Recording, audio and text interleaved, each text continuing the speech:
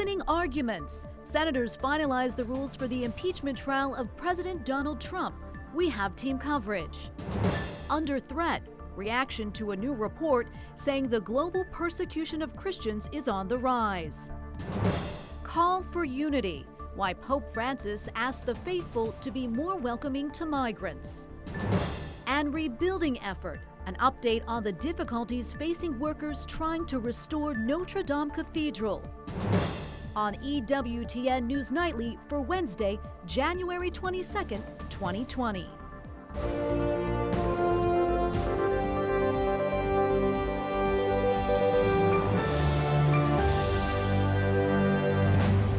Good evening and thanks for joining us tonight. I'm Tracy Sable. It is day 3 of the impeachment trial of President Donald Trump. Senate Republicans have, for now, blocked Democratic motions to immediately call witnesses as well as subpoena documents. But those matters can be revisited later. Catholic news agency's Matt Hadro reports now from Capitol Hill. Matt? Good evening, Tracy. It may seem like deja vu, but yesterday's deliberations in the Senate that went until the wee hours of the morning were actually to determine the rules that will govern the impeachment trial. Now, House Democratic managers are making their case. Today, they began with opening arguments. The president used official state powers available only to him and unavailable to any political opponent to advantage himself in a Democratic election. Congressman Adam Schiff and his fellow trial managers have 24 hours to present evidence showing why they want the president convicted. Congressman Mark Meadows of North Carolina is one of 8 Republican House members on the president's impeachment team. He predicts what evidence the Democrats will put forth. We'll hear a whole lot about hearsay. We'll hear a whole lot about connecting the dots that don't connect. And he calls the Democrats' impeachment effort a politically motivated distraction. Ultimately, in November of 2020, the American people are going to go to the polls, and they're going to decide for themselves who should be in the Oval Office, and I think they're judging this for what it is just more political theater that's not based on anything other than a desire to inflict damage on a sitting president. Senate Democrats worry Republicans will continue to stonewall against new witnesses and evidence. My expectation, and certainly the expectation of many of my colleagues in my caucus, is that after the House managers present the case that they can put forward, there will be a motion to dismiss to end the trial. Republicans maintain they will decide on witnesses when the time comes. Again, we're going to listen to the arguments today and tomorrow and the next day and the day after that, and then we'll get to that decision, presumably sometime next week. The House prosecutors will have the next 3 days to continue presenting their case. Then the president's lawyers will have 24 hours over 3 days to present evidence for the defense. The trial is expected to continue 6 days a week, excluding Sundays, until it concludes. Tracy? Catholic news agency's Matt Hadro reporting for us tonight from Capitol Hill. Thank you, Matt. President Trump said today that he wants his top aides to testify, but acknowledged that their testimony could create national security concerns. He also praised his defense team and said that he thinks they have a great case. White House correspondent Mark Irons reports. Mark? Tracy, the president has gone back and forth on his preferred strategy for this impeachment trial. Today, during his overseas trip, he suggested witnesses should come forward, which would extend the trial. On day 2 of his visit in Davos, Switzerland at the World Economic Forum, President Trump shared he likes his chances in the Senate impeachment trial. We have a great case. The president adds he would prefer a longer trial in the Senate, even though he rages against the entire impeachment process. I'll tell you the way I look at it. It's a total hoax. It's a disgrace. On the subject of potential witness testimony, President Trump appeared to break with some of his Republican defenders, saying he'd like to see aides testify, including Acting Chief of Staff Mick Mulvaney, Secretary of State Mike Pompeo, and former National Security Advisor John Bolton. I would rather go the long way. I would rather interview Bolton. I would rather interview a lot of people. The president has done absolutely nothing wrong. The president's defense in the impeachment trial is led by White House counsel Pat Cipollone, a Catholic and father of 10. President Trump said he's pleased with the job Cipollone has done. He also said he would like to have his personal lawyer, Rudy Giuliani, join the team, but says that would present a conflict of interest. I'd love to have Rudy on my team, but, he could be a witness at some point if this whole sham continues. The president repeated his attacks on House Democratic managers serving as prosecutors in this trial, saying today he'd like to sit in the front row and stare at their corrupt faces, the president's words there. But he admitted that his lawyers might have a problem with that. Tracy. White House correspondent Mark Irons. Thank you, Mark.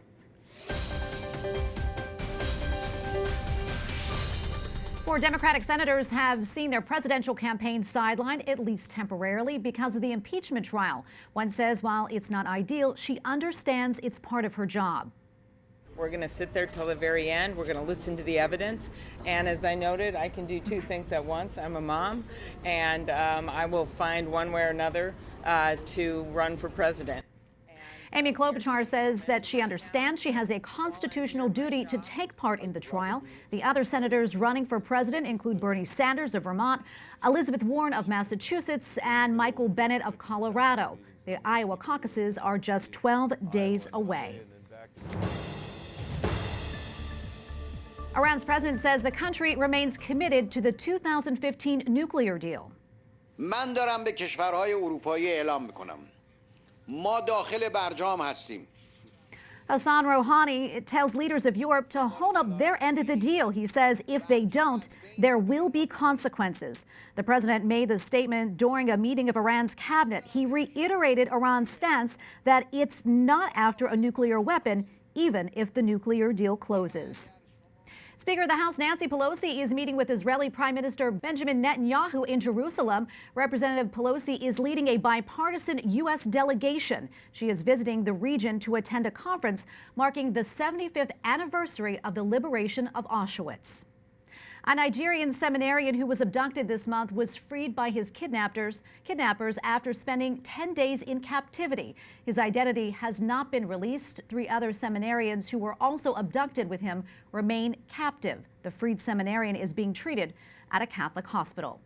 And in Venezuela, a Catholic priest missing for nearly a week has been found dead. Father Manuel Rondon was last seen January 16th. The Diocese of San Cristobal confirmed his death.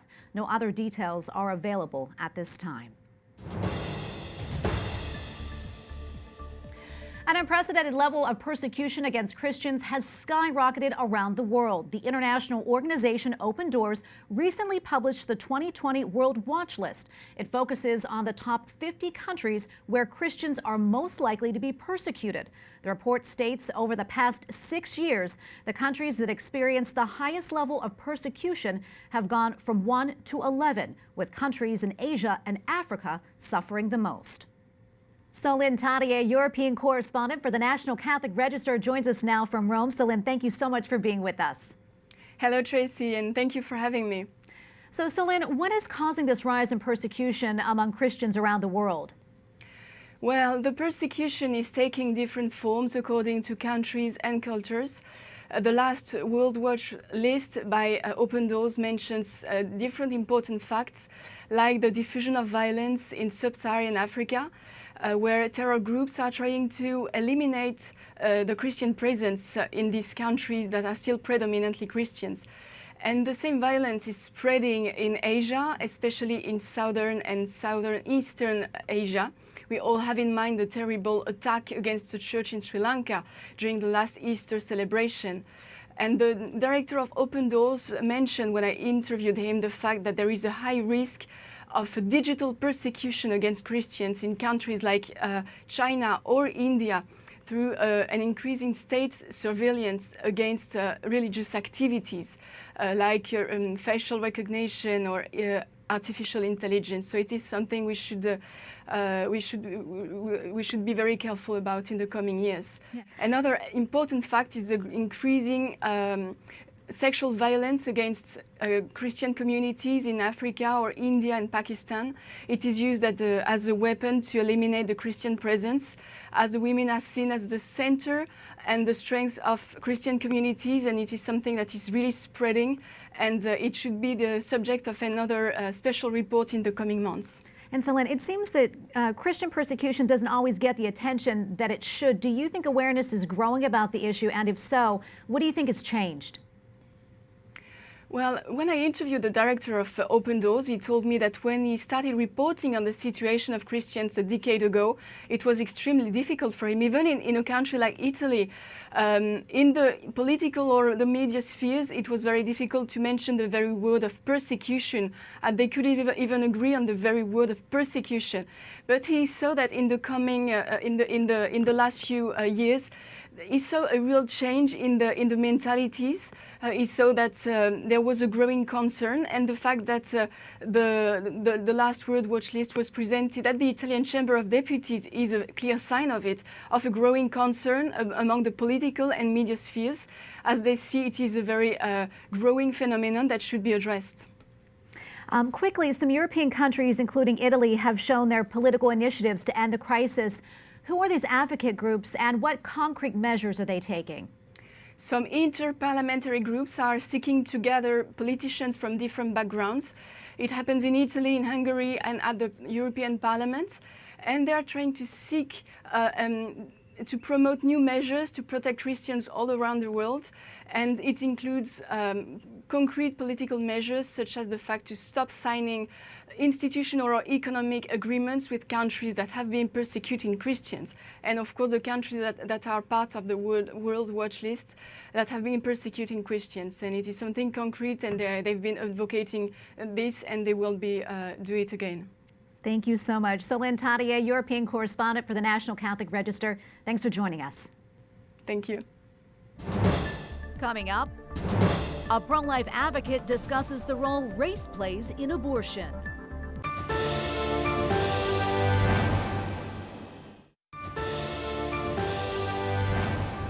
Today marks the 47th anniversary of Roe v. Wade, the Supreme Court's decision to legalize abortion in the United States. It is being observed in dioceses across the country as a particular day of prayer and penance, with a day of prayer for the legal protection of unborn children. A statement on the U.S. Catholic Bishops' Conference website reads in part, quote, "The over 60 million abortions since the 1973 decisions of Roe v. Wade and Doe v. Bolton reflect with heartbreaking magnitude what Pope Francis means by a throwaway culture. However, we have great trust in God's providence. We are reminded time and again in Scripture to seek the Lord's help, and as people of faith, we believe that our prayers are heard." Joining me now to talk more about pro-life efforts in this country is Alveda King, Director of Civil Rights for the Unborn, an organization which seeks to uphold the sanctity of life. She is also the niece of the Reverend Dr. Martin Luther King Jr. Alveda, welcome back. Thanks for joining us, and happy birthday to you. Thank you, Tracy. Hi, everybody. And it is my birthday, and it's okay for me to celebrate the birthday by celebrating life, and that's something I've been doing for many years. I love that. Also, I want to start out by getting your thoughts on the significance of this day. It's also the 47th anniversary of the Roe v. Wade decision. 47 years. It's been a long time, but we are having some tremendous advantages now and advances here in the 21st century. 2020 is going to be a good year for life. Absolutely. Yeah. And tell us about your organization, because it educates people on the impact of abortion on the Black community in particular. We know that you grew up in the civil rights movement. Your father, the late Reverend A.D. King, was a civil rights activist. And the legacy, of course, of your uncle, the Reverend Dr. Martin Luther King Jr. is still so significant. So how do you think the role of race plays into abortion? In January of 2005, I joined Priests for Life as Director of African American Outreach. We've expanded now, we've grown, and it is now Civil Rights for the Unborn. I'm Executive Director because we're interested in womb to the tomb for all humanity, one blood, one human race, but certainly the African American community still, because there is such a target on the backs of African American babies in the womb. President Trump has declared today National Sanctity of Human Life Day. Are you encouraged by the impact his administration has had on pro-life efforts? President Trump is so amazing. Even when he was candidate Trump, he spoke out about, you can't take little babies in the womb and rip them apart. That's wrong. And he has put everything behind the effort to give civil rights and dignity to little babies in the womb. And so this newest declaration is just in line with his heart and how he values all human life. And I'm so grateful. So let's talk about the march We're just 2 days away from the march. Are you going to be there? I will be at the rally. I will be at the prayer service that morning, led by Father Frank Pavone and many leaders. We'll be praying and preparing to march, and I'll go to the rally. I have not marched in a few years, but I did march early on. As a matter of fact, you'll see me with arms linked, marching with Frank Pavone and Janet Morana, saying this is the civil rights movement, and I still believe that today. I love that. Also, what do you hope people take away from this year's march? I believe it's very important for us to vote for life in 2020. Don't just sit at home and pray. You have to pray. But Frederick Douglass, I'm paraphrasing, he says, you know, I prayed real hard on my knees, but I got the results also when I got up and did something about it. So if you're not registered to vote, vote for life. I don't even say Democrat, Republican, Independent. Vote for life, the sanctity of life from the womb to the tomb. If your candidate does not agree that human life is sacred in every stage, don't vote that way. Vote for life. Wonderful. Thank you so much, Alveda. Appreciate you being here. Thank you. And happy birthday to you. God bless. Hey, catch my book, The Spirit of a Dream. Okay. New book. We will. Thank you so much. Appreciate that. Alveda King, thank you so much for being here and sharing your perspective. Thank you. Up next, analysis of a Supreme Court case involving religious private schools, and what officials are saying about the restoration work on one of the most famous Catholic churches in the world.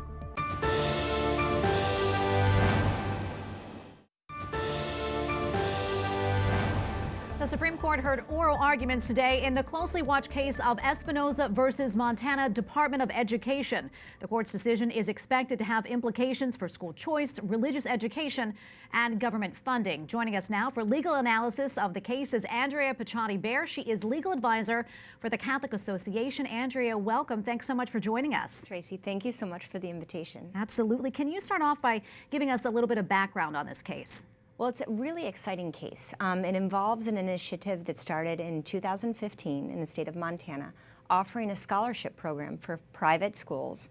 And as the program was implemented, the Department of Revenue thought that religious schools had to be excluded from the program because of the state's constitution. The Supreme Court of Montana looked at the case, invalidated the entire program, and now the case is before the Supreme Court. And two single moms and one mom from Montana are questioning whether excluding religious schools from a scholarship program is a violation of their rights under the Constitution. What are the implications here for the use of public money to pay for religious schooling? Well, it's easy to kind of take this case and blow it out of proportion. The first thing is to focus on what this case is. It's an incentive case. They're giving a tax credit of up to $150 a year. For donations made to private school scholarship funds. Incidentally, the law also gives the same tax credit to people making donations to their public schools. So I really think about this case and this law about being pro-education. What's the significance when it comes to religious freedom in regards to this case? Well, it really does kind of come to our founding principles, our first freedom, which is free exercise of religion. Here, these parents were being told in Montana, you can access scholarships, but you can't do that if you're going to a religious school. And that really interferes with how we play out and live our faith and how we form our children. Do you think this is a civil rights issue? Absolutely. Absolutely. I think that this is at the core of what our founding fathers were trying to do is allow our freedom. And religious freedom is our civil right. It's one of the rights specifically mentioned in the Constitution. And it also, if we're excluding religious schools from these kinds of programs, it has a disproportionate effect on racial minorities as well. How did the justices respond today? It was a super intense argument. I was there and I found it incredibly entertaining. 8 out of the 9 justices were asking questions. The lawyers did a fantastic job on both sides of the aisle, including from the Solicitor General's office. But you could really see they're dealing with a lot of issues. They're trying not to go down the rabbit hole of exaggerating this case beyond what it's really about. And I think in the end, religious freedom is going to win. Great. And we know the decision really isn't expected for a few more months, probably until June. You know, the court could issue an opinion earlier, but in cases of such national significance as this one, it's likely to come at the end of the term which is in June. Okay, great. And we know that you're discussing this issue and many more like this on your upcoming show, radio show, Conversations with Consequences, that is airing on EWTN Radio on Saturdays at 5 p.m. Eastern starting February 1st. We're super excited. We're excited too. And stay Thank tuned you. for more information. Andrea Pachani-Bear, thank you so much for joining us. Tracy, thank you so much. Pope Francis urges hospitality towards migrants. Y dejarnos recibir de las otras comunidades. At today's weekly gathering, the Holy Father asked that ports be open for migrants fleeing poverty and war. He criticized those who treat migrants like numbers and exploit them in human trafficking. Pope Francis pleaded for Christians to work together to show migrants the love of God revealed by Jesus Christ. The head of the team working to restore Notre Dame Cathedral says that it is too early to confirm that the church can be saved. Il est encore trop tôt pour affirmer que la cathédrale est sauvée. General Jean-Louis Georgelon says the scaffolding around the cathedral will be removed around the middle of next month, but he says he fears that some of the metal pieces could fall onto the ceilings and damage them. Workers will have to use climbing ropes to remove the scaffolding. The project is expected to take around 4 months, after which the team will have a better idea of how much renovation needs to be done. And finally tonight, thousands of people gathered in the Dominican Republic yesterday to celebrate Our Lady of Altagracia. She is considered the protective and spiritual mother of the Dominican people. By law, her feast is a national and religious holiday throughout the country. One priest says the feast is a reminder that Our Lady tells us always to obey God's plan, and doing so can lead to great happiness. We thank you for watching tonight. For the entire EWTN News Nightly team, I'm Tracy Sable. We're back tomorrow with more news from a Catholic perspective. Good night and God bless.